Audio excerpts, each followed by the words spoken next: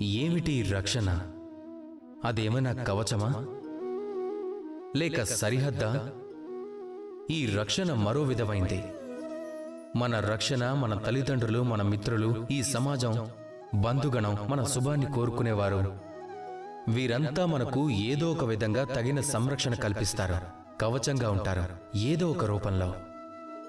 చెప్పాలంటే మన పరాక్రమం కానీ, మనసులోని వీరత్వానికి కానీ, మన సాహసానికి కానీ ఈ రక్షణే అన్నిటికంటే పెద్ద ఆటంకమవుతుంది. ఒకవేళ ఏ రక్షణ లేకపోతే గనక, లేదా మీరు ఈ రక్షణల్ని కాదని బయటపడితే అప్పుడు మీ పరాక్రమం ఉన్నత స్థాయికి చేరుకుంటుంది. ఎందుకంటే అప్పుడే మీకు అర్థమవుతుంది ఈ ప్రపంచాన్ని మీరే స్వయంగా ఎదిరించాలి అని. ఎందుకంటే శత్రువుని ఎప్పుడూ మన బలంతోనో లేక పరాక్రమంతో, మన సాహసంతో మాత్రమే ఎదిరించగలం.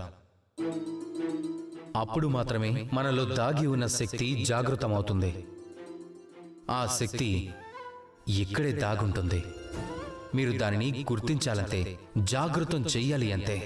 ఇదంతా ఆ రక్షణ భగ్నమయ్యాక మాత్రమే సాధ్యం. ఎవరికైతే తమలోని దాగున్న శక్తి తెలుస్తుందో వారు ఎప్పటికప్పుడు శక్తిని పెంచుకుంటూ ఉంటారు. వారు తమకు అండగా, రక్షణగా ఉన్న కవచాన్ని చీల్చి ఇచ్చేస్తారు, కర్ణుడిలాగా. ఇక అది జరిగిన తర్వాత మీరు గెలిచినా సరే లేక ఓడినా సరే అది గొప్పదే అవుతుంది, అదే సర్వోత్తమం అవుతుంది. అందువల్ల వదిలేయండి భయాన్ని, మీ చుట్టూ ఉన్న రక్షణ కవచాల్ని చీల్చి పారేయండి.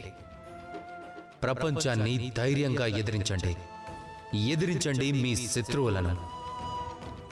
పరాక్రమం అనే అంకురం పైకి రావడం కోసం విత్తనానికి పైనుండే కవచాన్ని పగలగొట్టడం చాలా అవసరం.